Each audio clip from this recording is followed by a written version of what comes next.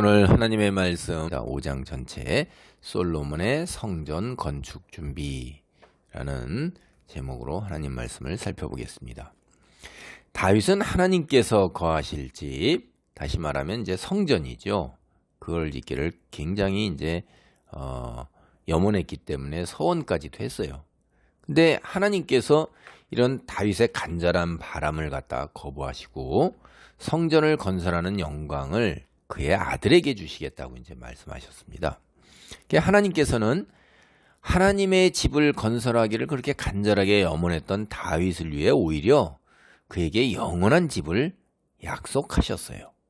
그것이 이제 바로 다윗 언약입니다.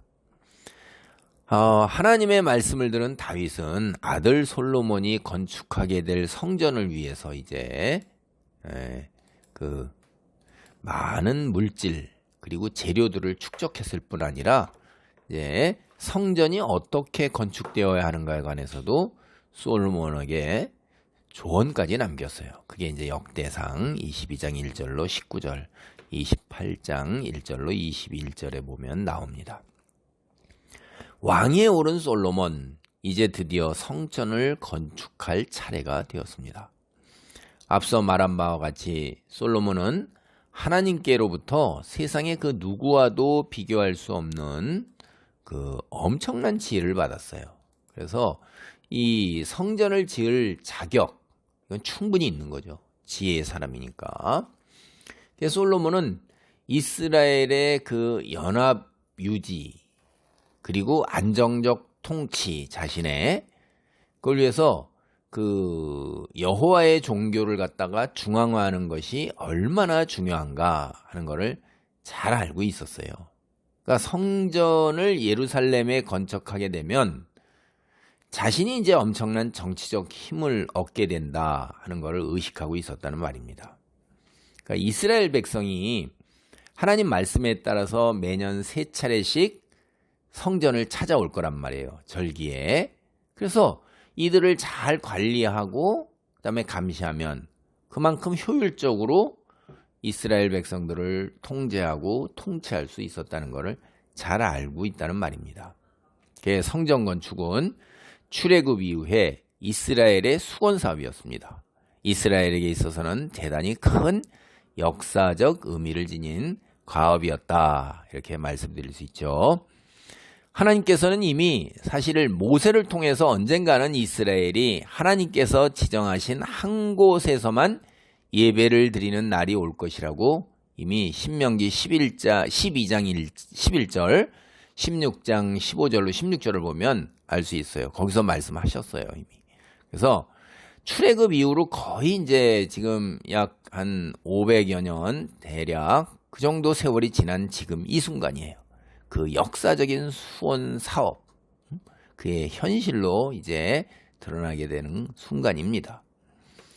신학적으로 볼 때는요, 이거를 이제 믿음의 관점이나 뭐 이런 거를 보면 성전 건축이라는 것이 여호와의 종교를 이제 중앙화하는 거란 말이에요. 글로 3차례씩 올라올 것이고, 그러면 올라올 때 그들이 그 가나안 이방 종교, 바알, 아세라 이런 이방 경쟁 종교, 사람에게 있어서 이런 게 경쟁, 유혹에 넘어가는 함정이거든요. 올무고 그런 것들을 배척하는 거예요. 그러니까 이스라엘 백성들을 하나님으로부터 멀어지게 하는 것들을 배척하는 그런 그 의미가 있는 거예요. 그리고 또 이스라엘이 모세를 통해서 맺은 하나님 언약대로 그래 결과적으로 순수하게 살아갈 수 있는 토대가 마련되는 거고 그러한 계기가 주어지는 그 대단한 사업인 것입니다. 성전 건축이라는 게 그런 거예요. 오늘 본문은 이제 크게 2단락으로 나눠볼 수 있습니다. 첫째 단락은 열왕기상 5장 1절로 12절입니다. 두로왕 히람과의 협상이죠. 먼저 4절로 6절을 보겠습니다.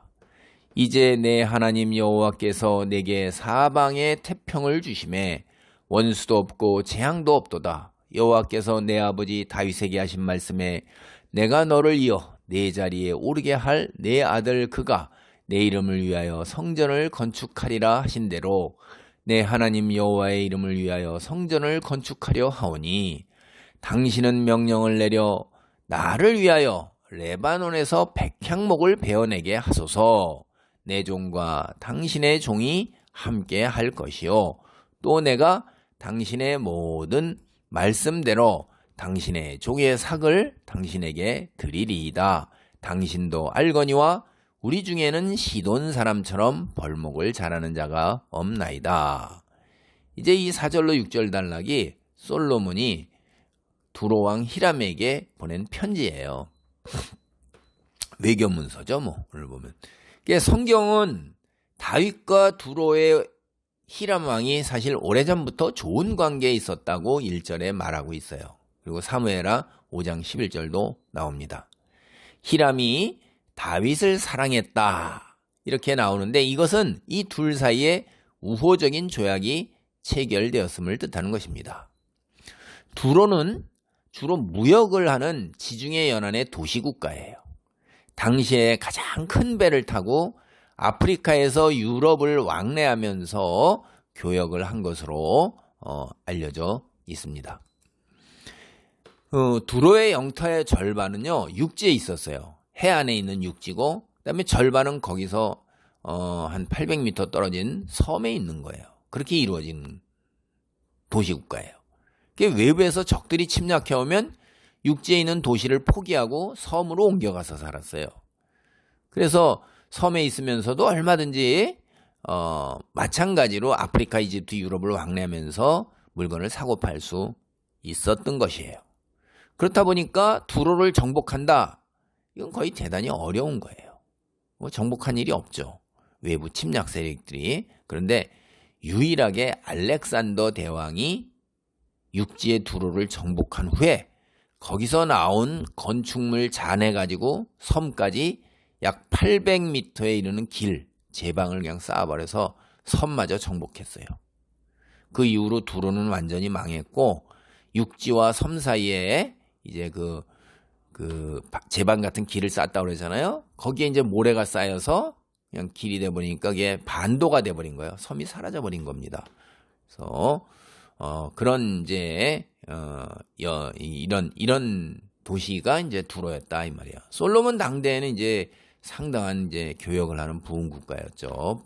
누리는 그 풍요로움을 누리는 국가죠. 그래서 두로의 왕 히람은 솔로몬이 다윗의 대를 이어 왕이 되었다는 소식을 듣고는 사신을 보냈어요. 그래서 그동안 선친 다윗과 맺었던 좋은 관계를 계속해서 유지하고자 제안을 했어요. 히람은 다윗의 노년기에 왕위를 이어받아가지고요. 솔로몬보다 먼저 왕이 됐습니다. 그리고 솔로몬이 노련한 왕이 될 때까지 30여 년을 통치했어요. 제가 이 말씀을 드리는 건 히람이 보통 노련한 왕이 아니라는 거예요. 솔로몬은 이 편지를 보낼 때 이제 겨우 즉위한 지 몇 년 되지 않은 아직은 이제 통치를 시작하는 왕이었다 하는 거죠. 풋내기였죠. 히람이 솔로몬에게 사람을 보낸 것과 솔로몬이 그에게 성전 건축에 필요한 재료를 조달해 달라고 부탁한데 여기에는 사실 이유가 있어요. 당시 이제 두로를 포함해서 사실 가나안 전 지역이 솔로몬의 통치 아래 놓여 있었잖아요. 그게 이제 이미 다윗이 만들어 놓은 토대였고요. 당연히 히람은 두로의 평안을 위해서 그리고 가나안 지방의 무역권을 따내기 위해서는 솔로몬과 좋은 관계를 유지해야 하는 거예요. 솔로몬한테 밑보였다가는 이거 보장 못 받죠. 거의 가능성 없는 겁니다. 거기에다가 또 이스라엘이라는 나라가 두로의 경쟁자가 있었는데 이게 바로 뭐냐면 블레셋이에요. 블레셋 사람은 원래 이게 해적의 후손이에요. 그래서 바다에서 막강한 힘을 발휘하는 거죠. 근데 블레셋을 아예 정복해가지고 힘을 못 쓰게 한 사람이 바로 다윗이에요. 그 이스라엘의 천적이 블레셋이니까 다윗이 아예 그 블레셋을 완전 정복했고 이후에 블레셋은 사라지게 됩니다. 거의 힘을 못 쓰는 걸로 그렇게 이스라엘이 강력하게 가나안 지방에서 이렇게 강력하게 휘젓고 다니는 것들을 완전히 쇠매하게 됐어요. 그러니까 이 두로의 입장에서는 굉장히 고맙죠. 경쟁자를 갖다가 제거해 주었으니까.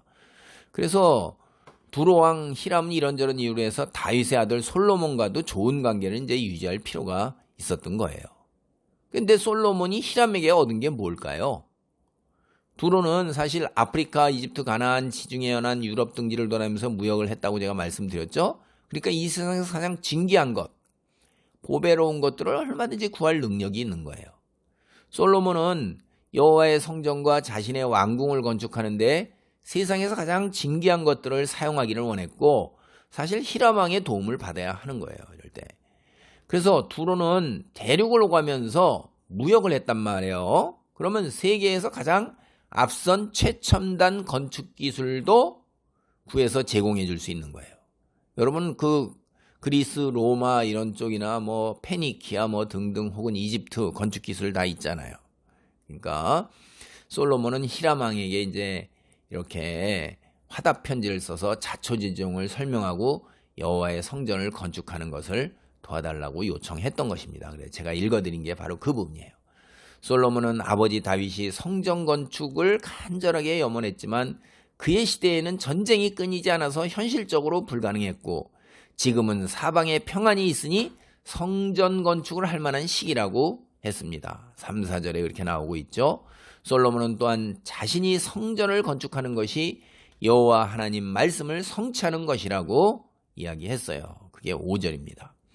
그래서 솔로몬은 그가 다윗 왕궁을 건축할 때 도움을 준 것처럼 사무엘하 5장 12절을 보면 그렇습니다. 자기를 도와달라고 부탁을 한 겁니다. 특별히 성전을 건축할 때 사용될 그 레바논의 백향목을 베어달라고 이제 6절에서 부탁을 했어요. 이 백향목이라는 게 성경에 참 자주 나옵니다. 대단한 나무입니다. 이게 최고 30m 거의 10여 층까지 아파트 자라는 나무로 향기로운 냄새로 인해서 건축자재로 이제 각광받는 나무였고 그 30m까지 높이 올라간 그 자태를 한번 보세요. 얼마나 참 풍요로움과 그 자태가 웅장했겠어요. 솔로몬은 품삯은 얼마든지 히람이 정하는 대로 지불할 것이며 이스라엘 사람들이 두로 사람들과 함께 일할 수 있도록 하겠다고 그렇게 이야기했어요. 그가 속국이라고 해서 두로를 무력으로 착취하거나 강압적으로 밀어붙이지 않았습니다. 솔로몬이 자신의 통제 아래에 있는 속국의 왕을 이와 같이 인격적으로 대했다 하는 거 이런 거요. 그가 국가 경영하고 국제 외교에 상당히 이제 지혜로웠구나 이런 걸 우리가 간파할 수가 있습니다.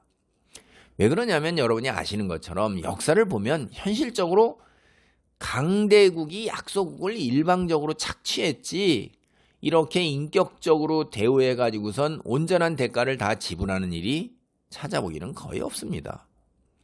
그러니까 이게 역사적으로 이런 강대국이 약소국 착취 이건 흔한 일이란 말이에요. 솔로몬이 이웃나라에 보여준 이런 행태에 하나님의 사람으로서 열방의 빛을 비추는 통치자의 모습을 드러내는 것입니다. 믿음의 사람의 모습을 드러낸 거죠. 열왕기상 5장 7절로 9절을 보겠습니다.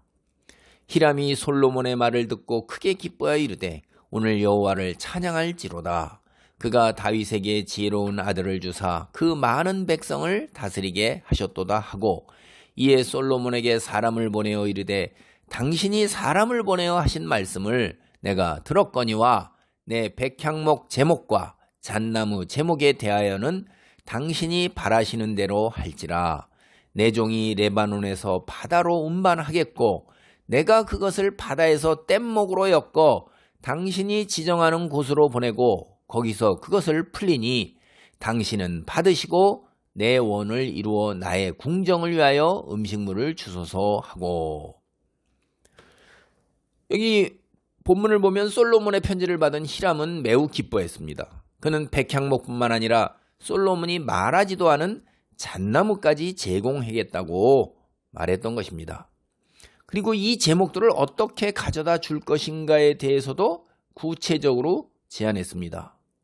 이 과정을 보면요, 히람은 솔로몬의 원래 제안을 거부하고 새로운 제안을 하는 것입니다. 솔로몬은 원래 이스라엘 사람을 보내서 두로 사람하고 함께 일할 수 있도록 하자고 제안했어요.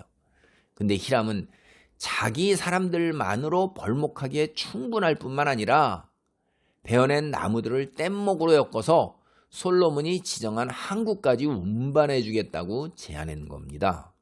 히람은 두 가지를 노리고 있는 거예요. 첫째는 자신의 영토에 이스라엘 사람, 외국인이 강대국 사람 들어오는 걸 막는 거예요. 두 번째, 이스라엘 영토까지 제목을 운반해 주어서 자신이 취하는 이익을 극대화하는 겁니다. 여기에서 우리는 예수님께서 뱀같이 지혜롭고 비둘기같이 순결하라 하신 그런 말씀이 연상돼요. 저는 노련한 히람에게 하나님께서 지혜를 주신 솔로몬, 이제 초보 왕이에요. 당하고 있는 거예요, 그냥. 이어지는 구절의 협상도 그렇습니다. 히람은 솔로몬의 정하는 대로 종들의 품삯을 주겠다는 제안에도 대안을 제시하고 있어요. 종들의 품삯 대신에 자신의 왕실에서 쓸 식량을 제공해 달라는 거예요. 이 제안 언뜻 보면 별거 아닌 것 같죠.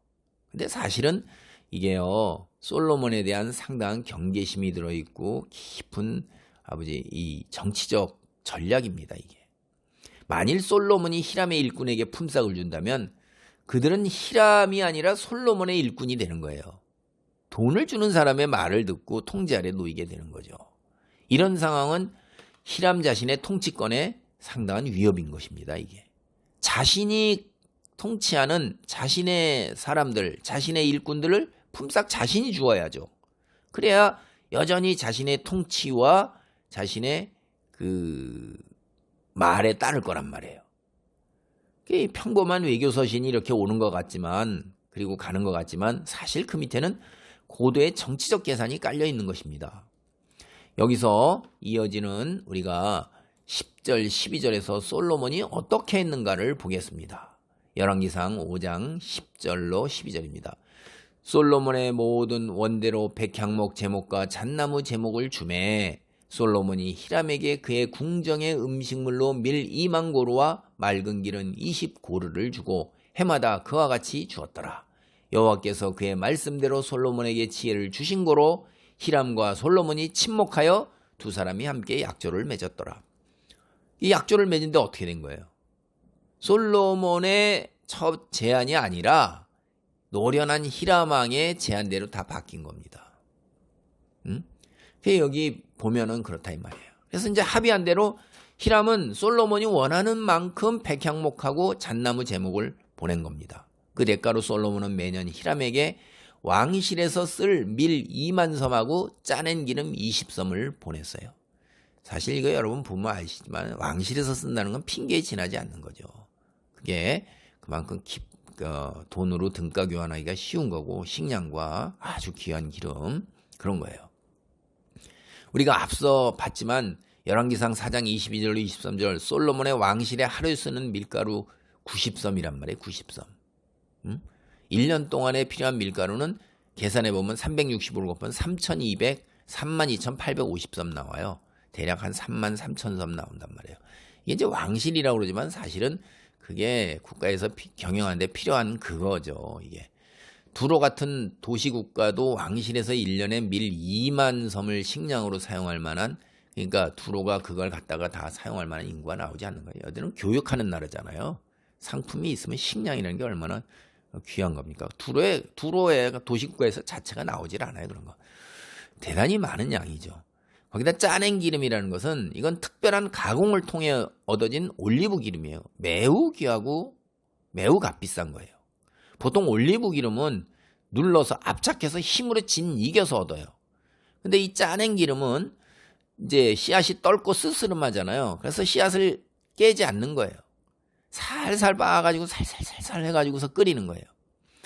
그 기름이 그래서 위에 떠오르는데 이걸 채취해서 식혀서 다시 얻는 거예요. 그러니까 가공이 굉장히 힘든 겁니다. 기름이 질이 굉장히 좋아요. 매우 비싼 값에 팔렸어요. 성경을 보면요. 장막에 불을 켜는 일, 그리고 하나님께 드리는 제사용 과자를 만드는데 출애굽기 27장 20절, 29장 40절, 민수기 28장 5절을 보면 그런 데 사용하는 거예요. 일반 백성들은 이런 거 구경조차도 못하는 겁니다. 요약하면 솔로몬이 히람에게 준 것은 지나치게 매우 많은 대가라는 거예요. 이게 제가 드리는 말씀이.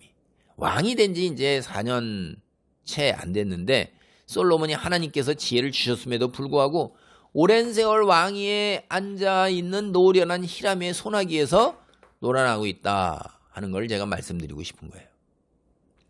이렇게 해서 히람과 솔로몬의 상부상조하는 관계가 형성되었고 그들 사이에 원문에 보면 평화, 샬롬이 있었다 이렇게 나옵니다. 그들은 언약을 또 맺었어요. 뒤에 보면 약조를 맺었잖아요. 약조를 맺었는데 이게 이제 국가 간의 조약이겠죠. 그런데 훗날 우리가 아모스 선지자를 보면요. 그분이 두로가 이 언약을 어기고 이스라엘 사람들을 잡아다가 에돔에 팔아 넘겼다고 그 일을 맹렬하게 비난하고 있어요. 아모스 2장이에요. 세상 사람은 이런 거예요. 신의가 없는 거예요. 힘이 없으면 자신의 탐욕을 채우는데 약속 이런 거 같은 거 아무 의미가 없어요. 외교적 문서 아무 의미가 없어요. 12절을 보면 이처럼 이스라엘과 두로 사이에 평화가 있어 좋은 관계가 유지될 수 있었던 것은 하나님께서 솔로몬에게 지혜를 주셨기 때문이라고 말합니다. 여호와께서 그의 말씀대로 솔로몬에게 지혜를 주신 고로 이렇게 나왔죠. 근데 이 말이 사실이냐 아니냐 하는 거 여러분 한번 제가 생각해 봐야 된다고요. 왜냐하면 제가 자꾸 말씀드리잖아요. 지금 지혜가 있으면 서로 인격적으로 존중을 해줬으면 그 인격적 존중을 받으면서 합당한 대가를 받아야 되는데 이익을 극대화하면서 과하게 요구하는데 솔로몬이 그대로 끌려가고 있단 말이에요. 이게 과연 지혜가 있는 거냐 하는 거예요. 그럼 이 원문이 말하는 게 뭐냐? 조롱이나 비아냥거리는 말이 아니냐 이거 혹시 수사학적으로? 그것도 우리가 따져봐야 되는 거죠. 지금까지 솔로몬이 히람에게 당한 걸 감안하면요. 12절에서 솔로몬에게 지혜를 주신 거로 이런 말씀이 이게 고작 솔로몬의 지혜다 이런 뜻으로 되는 거예요. 수사학적으로. 그러니까 이 말씀이 만약 사실이라면 이제 몇 가지 문제가 있는 거예요. 만약에 이게 솔로몬의 지혜가 맞다. 이게 비아냥거리는 게 아니라면 솔로몬이 정말 지혜로운 모습으로 히람과 협상한 거를 히람과의 협상에서 그게 드러나야 되는 거죠. 근데 이제 협상이라고 이게 정말 이 솔로몬이 지혜를 지녔다는 말씀이 진실된 평가라고 생각하기에 문제가 몇 가지 있어요. 첫째가 뭐냐면 열왕기 4장에서 솔로몬에 쓸 것이라는 것이 사실 국가 경영하는 데 쓰는 거죠. 그게 백성들에게 거둬들인 세금뿐만 아니라 그의 통치 아래에 있는 이방 나라들의 조공으로 충당되었다는 거 이야기하고 있어요. 그게 4장 7절, 4장 21절로 22절이죠. 그런데 지금 솔로몬은 거꾸로 히람에게 마치 조공을 바치듯이 매년 많은 물질을 보내고 있어요. 자기가 강대국의 종주이면서 오히려 속국의 밑에 있는 사람에게 거꾸로 조공을 바치는 것 같이 과하게 너무나도 많은 물질을 보낸단 말이에요. 두 번째, 제가 다시 또 말씀드리지만 조공을 바치듯이 매년 많은 물질을 보내고 있는 것뿐만 아니라 솔로몬이 히람에게 보내는 곡물의 양이나 이런 것들이 지나치게 많은 거예요. 솔로몬이 자신의 나라 전체에서 거둬들인 수입이라는 게 매년 약 제가 아까 말씀드렸죠. 3만 3천 섬. 근데 2만 섬이나 히람에게 주고 있어요. 이게 어마어마한 양을 주고 있는 거예요. 도시국가한테. 그러니까 지혜로운 솔로몬 협상을 이거 잘한 게 아닙니다. 이게 지혜가 드러나는 게 아니에요. 이게 거꾸로 당한 거죠. 그냥 완전히. 그래서 여기서 저희가 생각해 봐야 될 게 뭐냐면 믿는 사람, 하나님께서 지혜를 주신 지혜로운 사람이라 할지라도 잘못 판단하고 행동할 수 있다는 거예요. 그 우리가 하나님의 은사를 받았다는 사람들도 보면 잘 그 은사를 바르게 쓰다가도 또 잘못해서 자신의 탐욕을 채우는데 쓰는, 그러니까 마음이 둘로 나눠가지고선 그런 사람들 예를 우리가 은사를 받아서 굉장히 유명하게 됐던 사람들이 자칫해서 그렇게 나가고 또 이단 사설 나가서 이단 사설의 교주가 돼서 엄청나게 유명한 사람으로 등장하고 이러는 것들을 우리는 많이 봅니다. 이게 인간의 한계예요, 이게. 그래서 우리는 늘 자신의 부족함을 자각해야 된다는 거예요. 그리고 인정할 수 있어야 한다는 거예요. 이게 굉장히 힘든 거죠. 옆에서 충언을 하고 참된 진실을 조언하는 사람의 말을 받아들이는 게 알고 있으면서도 이게 참 쉽지가 않다 이 말이에요. 자존심과 그다음에 그 듣기 싫은 그런 소리로 인해서 굉장히 어려워요. 우리는 늘 기도해서 하나님만 의지하고 하나님의 인도와 보호하심을 간구해야 하는 거예요. 행동에 앞서서 기도를 통해 하나님의 뜻을 분별하고자 해야 합니다. 무엇을 하든지 간에 하나님 말씀을 기준으로 판단하고 그리고 주변의 신실한 그리스도인의 조언을 청취하고 그릇된 판단이나 결정을 하지 않도록 유념해야 하는 것입니다. 이걸 늘 우리가 마음판에 새겨야 돼요. 오늘 본문의 둘째 단락은 열왕기상 5장 13절로 18절입니다. 솔로몬이 일꾼을 징집하는 내용이에요.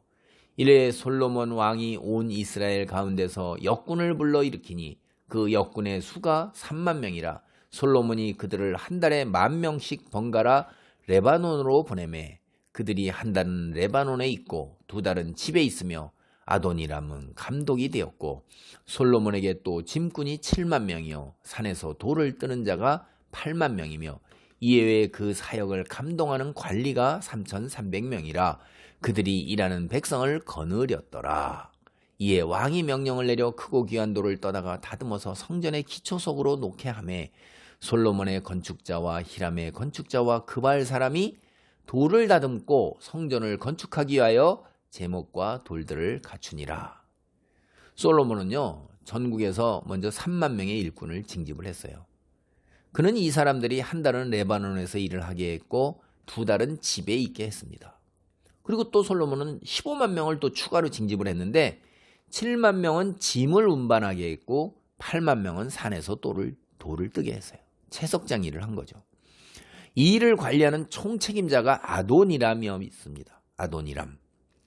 역대기야 2장 17절로 18절은 이 15만 명이 이제 이방인이었다고 기억하고 있습니다.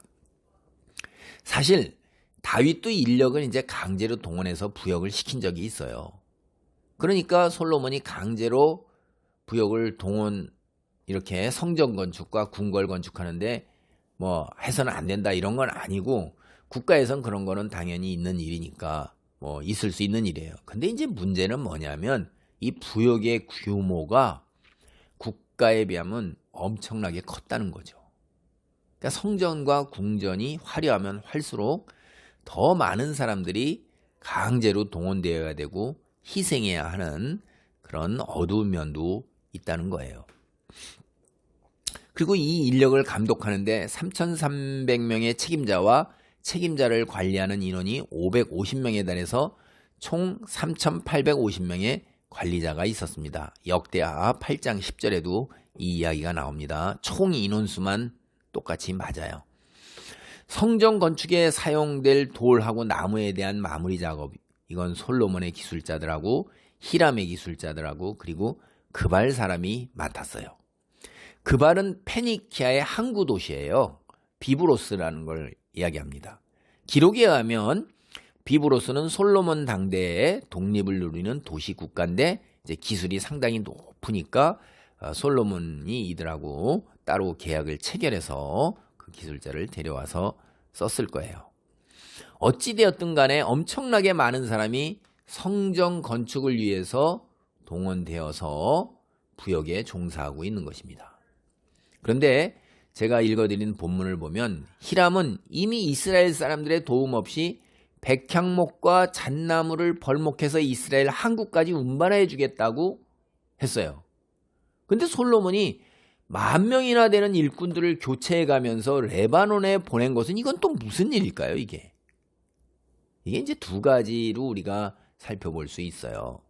첫째는 솔로몬이 히람의 제안 일부를 무시했다는 거죠. 자신이 원하는 대로 일방적으로 사람을 보냈다고 해석할 수 있어요.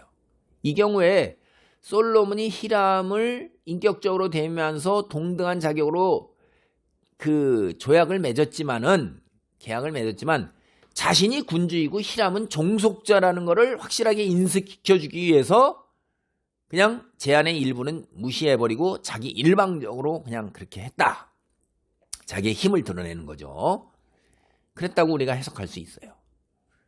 두 번째는 그 왕실에 필요한 것, 즉 식량 공급에 대한 계획이 체결된 상태에서 이미 이제 2만 고루 다 주라고 대가를 다 준 거예요. 그리고 다 준 거예요.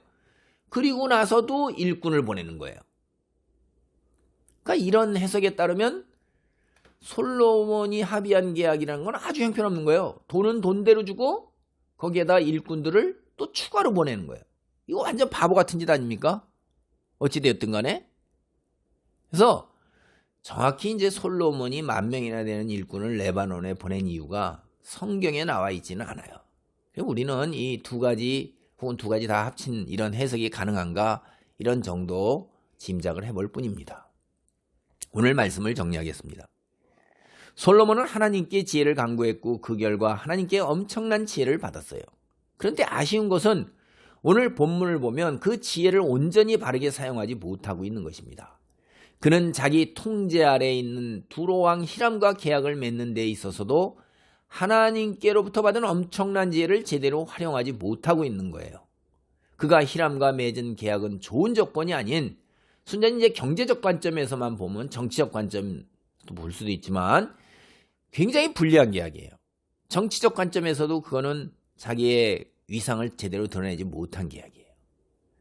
근데 여기에다 덧붙여 더 나쁜 건 뭐냐면 자신의 지혜를 백성들을 강제로 동원해서 부역시키는데, 다시 말하면 억압하고 착취하는 데 사용하고 있는 거예요. 이게.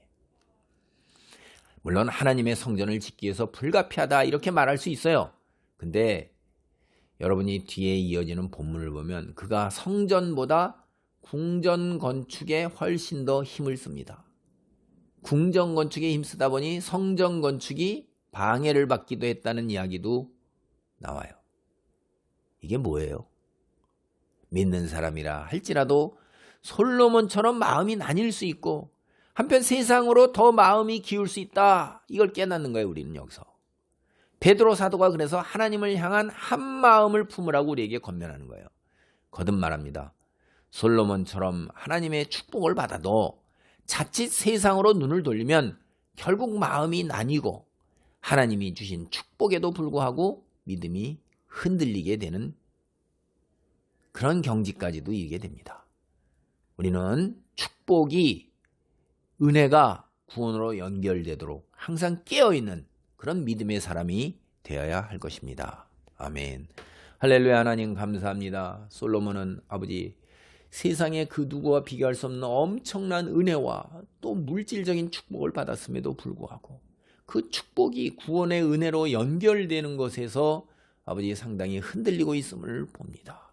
아버지, 우리가 믿음 생활을 할 때 하나님께로부터 놀라운 은혜와 축복, 은사를 받음에도 불구하고 인간의 한계로 인해서 어둠의 세력이 틈타고 들어오므로 인해서 함정과 올무에 빠질 수 있음을 깨닫습니다.